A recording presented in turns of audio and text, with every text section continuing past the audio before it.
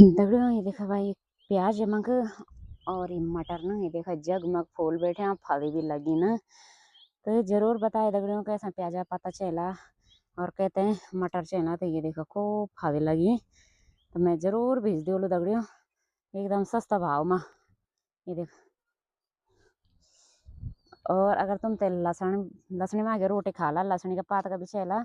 ये देखो लहसुन का पात का भी ना, ये देखो ये पत्ता खूब लहसुन का पत्ता भी भिजोलो छोला रोटी के। तो ये देखा ये बगीचा छे यमंग मटर को।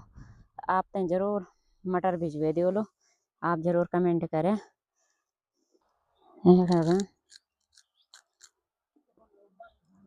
खूब मीठा घर का मटर दगड़ो इन्हें मीठा होना ना।